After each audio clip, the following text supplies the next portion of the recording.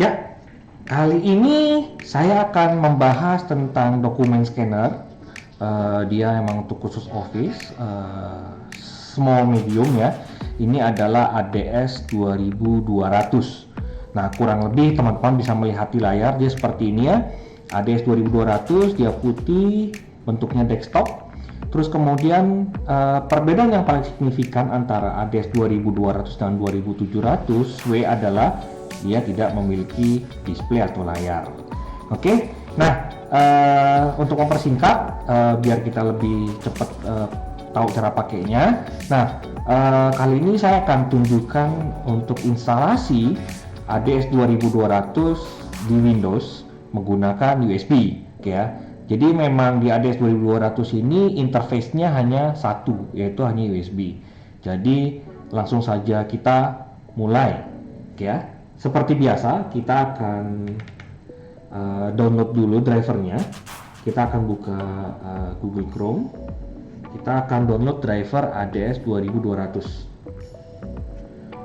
Ya, kita di alamatnya di support.brother.com. Oke, kita akan ke downloads. Kemudian kita akan cari ya di dokumen scanner. Nah, di sini ada banyak pilihannya. Karena ini adalah ADS 2200 depannya 2, maka kita pilih ADS 2 series. Nah, ADS 2 series cukup banyak di sini lineup kita. Pastikan waktu diklik itu adalah ADS 2200. Sebenarnya nggak masalah dengan ADS 2700 ya, karena nanti hasil akhir yang menentukan ketika instalasi. Oke, kita akan download yang ini, dia otomatis mendeteksi ya. Windows yang saya gunakan adalah Windows 10 64 bit. Ini saya klik OK. Nah, ini ada pilihannya full driver dan software package. Jadi buat teman-teman yang belum punya softwarenya, saya sarankan untuk mendownload yang full driver. Tapi jika yang sudah ada, bisa cukup mendownload drivernya aja. Dia biasanya itu ada di sini di utilities. Nah, di sini ada beberapa pilihan. Ya, di sini kita ada full driver software, paperport, uninstall, BizCard install tools. BizCard ini dia software untuk mengelola kartu nama. Kemudian ada Brother IP and Scan, ini adalah wajib ya untuk menggunakan scanner kita. Kemudian ada Power PDF, ini untuk membuka PDF. Dan yang terakhir adalah firmware update tool, ini untuk mengupdate si scanner ke firmware versi terbaru. Oke, sekarang kita langsung aja full driver dan software package. Bahasanya Indonesia. Oke, saya back dulu. Saya agak kurang dengan alih bahasa karena ada istilah-istilahnya itu kayaknya nggak seret ya. Kita pilih ke English, Espanyol, English. Oke, dia akan berubah ke English. Full driver software package. Nah, ini driver juga terbaru ya, 26 Juni 2020. Oke, saya agree to EULA and downloads. Oke, maka nanti dia akan langsung muncul. Ini akan langsung muncul untuk download. Oke, kita tunggu kurang lebih 1 menit, dia akan selesai. Jadi bisa nanti teman-teman bisa sambil, kalau yang koneksinya tidak terlalu kencang, bisa ditunggu saja, paling cuma hitungan menit ya. Tapi kalau ada beberapa teman-teman yang koneksinya pelan sekali, itu bisa sampai hitungan jam. Oke, ini dia sebentar lagi selesai. Oke, ya semoga ini kuotanya nggak tersiksa ya. 500 mega file yang size cukup besar.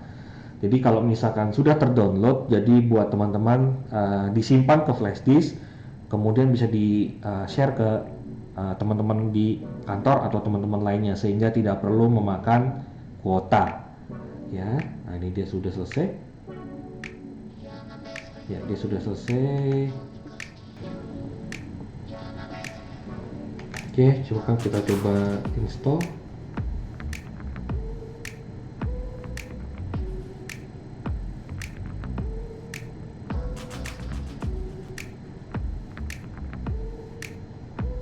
Oke, dia proses decompressing.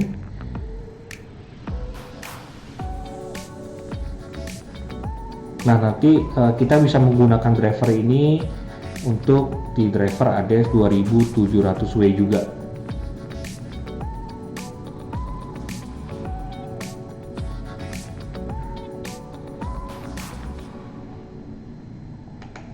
Oke, selesai. Ini saya close ya.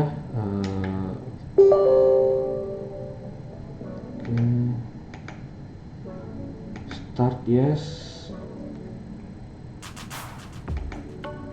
Nah, seperti tadi saya bilang, ini ada pilihannya mau menggunakan ADS 2700 atau ADS 2200. Oke, kali ini kita akan pilih ADS 2200. Oke, kita sudah klik ADS 2200. Kita tunggu.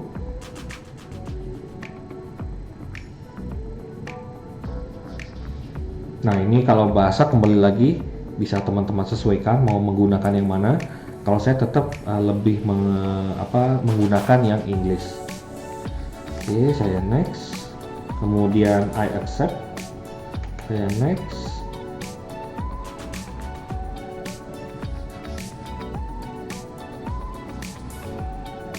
Nah, dia akan melakukan auto deteksi interface yang digunakan ini apa, USB atau wireless atau LAN. Nah, di sini sudah bisa terlihat, ini sudah terbaca ADS 2200 dan serial numbernya. Oke, ini saya klik, saya pilih next.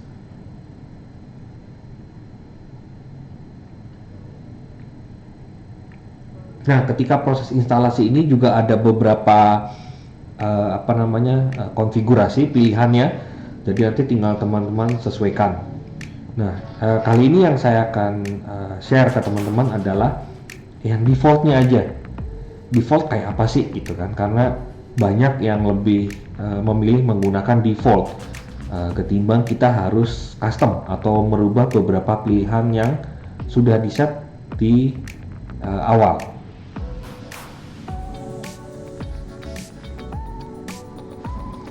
Oke, ini sudah selesai untuk software drivernya. Sekarang kita akan install software untuk cara menggunakannya. Di sini kita dikasih dua pilihan, yaitu Brother iPrint and Scan, ada Paperport dan Presto Biscuit. Nah, kali ini saya akan menggunakan Brother iPrint and Scan atau Brother IPS. Ini adalah default bawaan dari Brother. Oke, ini saya klik install. Nah, ini saya klik agree ya. Terus kemudian install. Oh, ternyata sudah ada di PC saya. Jadi ini bisa langsung saya skip. Next dan finish. Oke, itu dia untuk instalasi USB-nya. Sekarang kita akan tes pakai ya. Oke, kita cari Brother. Oke, ini dia ada Brother iPrint and Scan.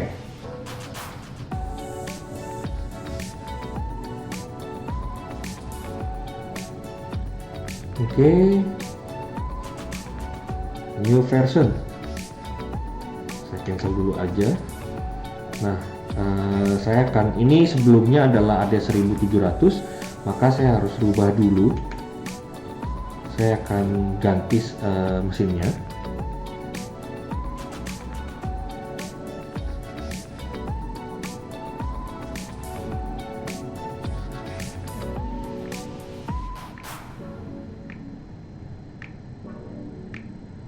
Oke, dia langsung terdeteksi ADS 2200 via USB. Kalau kita cek di network, dia kosong, nggak ada. Oke, jadi kita pilihnya yang USB saja. Kita klik, kemudian kita OK.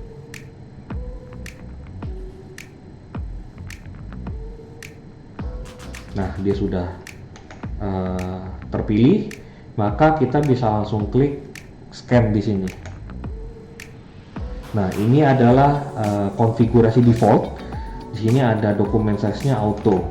Nah, kenapa auto? Karena ADS 2200 dia punya feeder. Jadi kita bisa ukuran kertasnya kita bisa bervariasi. Sebagai contoh kita mau naruh folio, mau naruh A4, naruh B5 atau ukuran kertas lainnya, itu kita bisa tumpuk dalam satu feeder, ya. Nah, nanti dia akan langsung auto resize. Nah, makanya di sini dokumen size-nya auto. Jadi default adalah auto. Kemudian warna kita bisa pilih auto. Jadi kalau misalnya ada yang berwarna dia akan ikut berwarna, hitam putih maka dia ikut hitam putih. Nah, by default resolusinya ada 300. Di sini ada pilihan banyak 100, 150, 200, 300 hingga paling tinggi adalah di 1200 dpi. Nah, ini apakah kita butuh duplek atau tidak? Kalau misalnya kita butuh duplek, ini dihidupkan saja. Jadi nanti meskipun ada halaman kosong itu dia bisa di skip. Nah, cara skipnya gimana? Nah, di sini ada konfigurasi namanya all settings. Oke, mari kita cek di all settings. Nah, di sini kita sudah masuk. Di sini ada dokumen correction. Nah, ada skip blank page. Nah, skip blank page ini adalah untuk membuang halaman yang kosong. Jadi kalau misalkan duplexnya tadi hidup, sebentar. Nah, ini two sided-nya dia hidup, on. Nah, ini ada off juga, on. Nah, jadi di dokumen correction sini, skip blank page ini dia tidak ikut terbawa. Namun dipastikan kembali bahwa kertasnya dia tidak tembus. Jadi kalau misalkan teman-teman menulis atau ada tulisan di halaman yang lain, tiba-tiba dia terlihat menembus, maka dia akan ikut terbawa. Jadi dia tidak dibuang. Nah, caranya gimana untuk dia bisa ikut terbuang? Kita klik di level. Nah, di level ini kita bisa atur tingkat atau kadar sensitivitas dari si skip blank page-nya. Kemudian di sini ada auto image rotation, nanti akan saya tunjukkan caranya. Auto image rotation ini adalah untuk membalik tulisan atau teks yang seharusnya tadinya dia portrait atau jadi landscape, atau landscape jadi portrait, atau bahkan misalkan kita salah taruh. Di kita by default adalah seperti ini. By default adalah, nah, kepalanya dia ada di bawah, bukan seperti ini, oke ya. Jadi kita naruhnya itu kepalanya angka satunya ini dia ada seperti ini, oke, dia terbalik. Maka jadi kalau misalkan dia seperti ini, nah, auto image rotation, maka dia akan langsung di rotate untuk ke posisi yang sebenarnya. Oke ya, ini saya masukkan kembali. Sebagai contoh, ini saya ada beberapa kertas saya tumpuk, ada yang saya terbalikkan ya, 1, 2, 3 terbalik nih.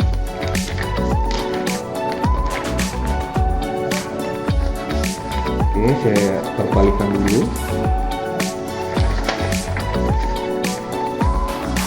Oke.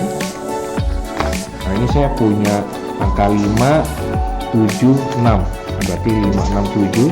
Ini saya posisikan seperti ini, sedangkan 1 dan seterusnya 1, 2, 3, dan 4 dia posisinya benar seperti ini.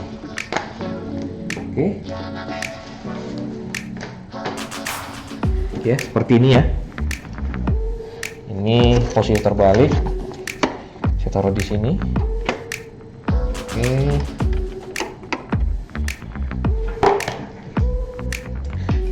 Ini auto image rotation saya akan hidupkan. Ya, ini dia ada Inggris, Prancis, Jerman. Bisa nanti teman-teman cari bahasa yang sudah disupport apa. Ini Indonesia juga sudah ada. Ya, nah ini saya default Inggris karena angka 1, 2 itu universal ya. Kemudian di sini ada image quality, ini untuk kita atur. Oke ya. Nah, kalau sudah kita klik scan.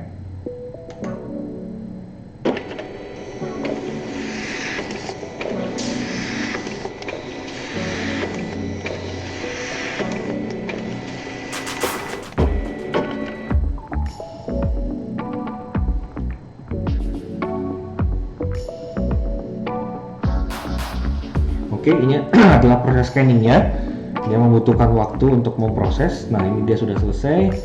Nah, bisa teman-teman lihat di sini sudah ada hasilnya.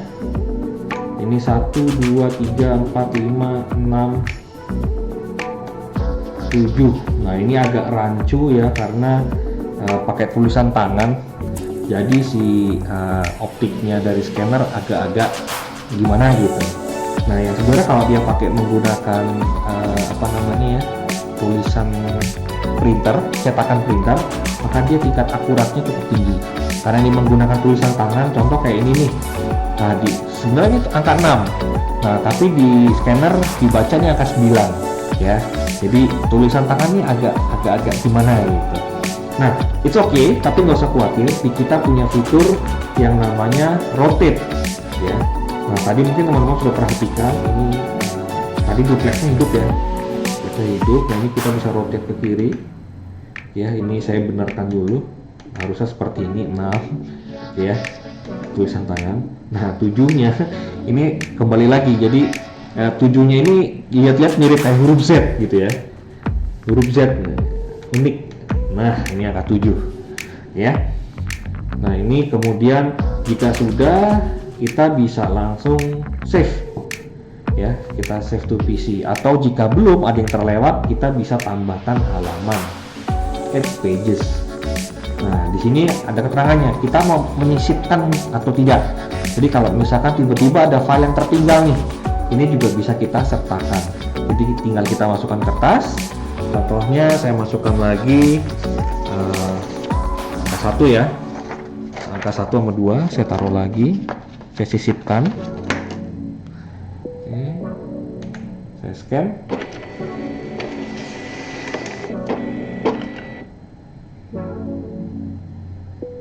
Nah, ini dia akan memproses. Nah, di sini bisa teman-teman melihat 1 dan 2, dia sudah bisa langsung masuk ke dalam dokumennya, meskipun dia belum disimpan menjadi PDF ataupun JPEG. Ya, ini saya delete. Oke, saya delete. Juga saya delete itu untuk menyisipkan.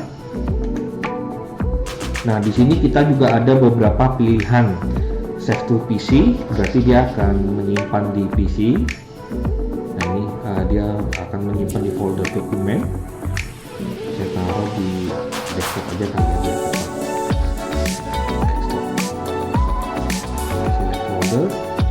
Kemudian PDF ya. Nah, di PDF ini ada konfigurasinya juga. Nah, di sini kita bisa compress ukuran filenya. Ukuran filenya bisa tidak terlalu besar dan tidak terlalu kecil. Di sini tengah-tengah. Tapi kalau misalkan ada concern ya, ada kekhawatiran untuk dikirim lewat email, ada biasa email ada ukuran maksimum ya. Ini bisa dipilih small. Tapi kalau yang tadi ini adalah di tengah-tengah, dia tidak besar dan tidak kecil. Nah, di sini ada searchable PDF, ini menggunakan OCR. Jadi dia akan langsung mendeteksi teksnya. Oke, ini kita skip aja. Kemudian di sini ada secure PDF. Ini jika teman-teman mau kasih password ya. Kasih password di PDF-nya. Nah, kemudian di sini kita ada document separation. Dari dokumen separation ini kita bisa memisahkan. Jadi kalau ini nggak bisa disetting ya, karena harusnya ini disetting dia dikonfigurasi dari awal. Ya, ini saya oke buat disimpan sebagai PDF. Saya save.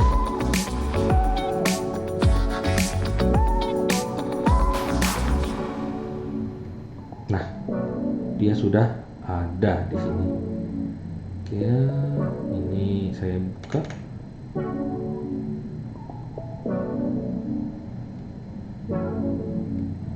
Oh, gede sekali. Gede sekali. Nah, ini 1, 2, 3, 4, 5, 6, 7. Oke, dia sudah tersimpan dengan baik.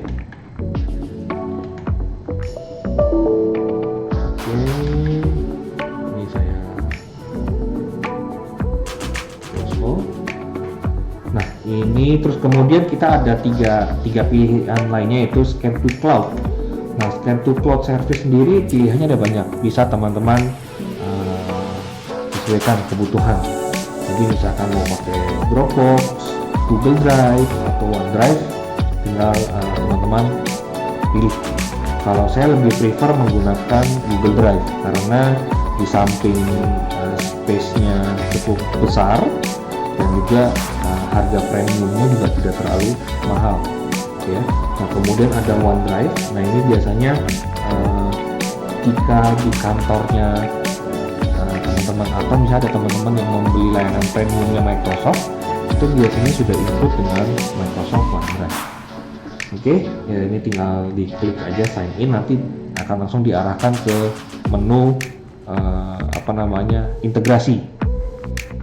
Oke, nah jika kita simpan sebagai JPEG, ini juga bisa setting. Kita cek lagi, ini dia untuk mengecilkan ukuran filenya, ya. Nah, kalau kita menggunakan JPEG, maka dia akan tersimpan 7 gambar, ya. Kita tes ya.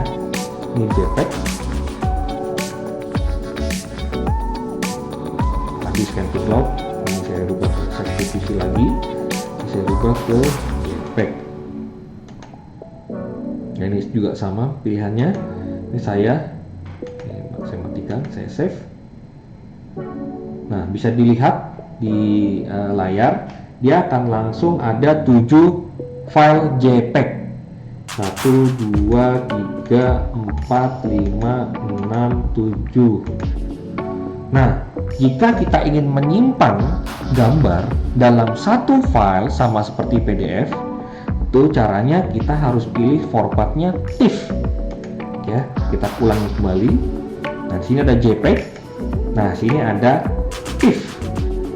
Nah, TIFF di sini dia untuk merubah yang tadinya satu gambar satu file, maka kita rubah jadi satu file 7 gambar. Oke, kita cek di setting. Nah, ini ada kompresnya, mau kita kompres atau tidak. Ini saya save. Maka bisa dilihat di sini, dia hanya tersimpan satu file, tapi kalau kita buka isinya ada 7. Oke, kita buka ya. Kita open with dengan Windows Photo Viewer. Nah, bisa teman-teman lihat ya. Di sini page 1 of 7. Oke, jadi 1, 2, 3, 4, 5, 6, 7. Ini menggunakan TIFF. Jadi satu file isinya ada banyak halaman. Untuk gambar, ini khusus untuk gambar. Kalau untuk dokumen PDF, maka kita pilihannya bisa multi page atau yang single page. Oke, ini saya hapus. Kalau open in application, itu pilihannya kita akan buka sesuai dengan aplikasi yang mau kita simpan. Contoh tadi JPEG, maka di PC saya tersedia ada SCDC, Pen, dan Pennet. Kalau di PDF ada pilihannya SCDC, dia juga bisa ternyata ada Chrome dan Edge. Nah, tinggal teman-teman sesuaikan saja yang mana mau untuk dipakai. Tapi kalau saya lebih prefer save to PC ketimbang harus menggunakan open in application. Oke, cukup sekian cara menggunakan scanner ADES 2200 di Windows. Kita akan ketemu lagi di video tutorial lainnya.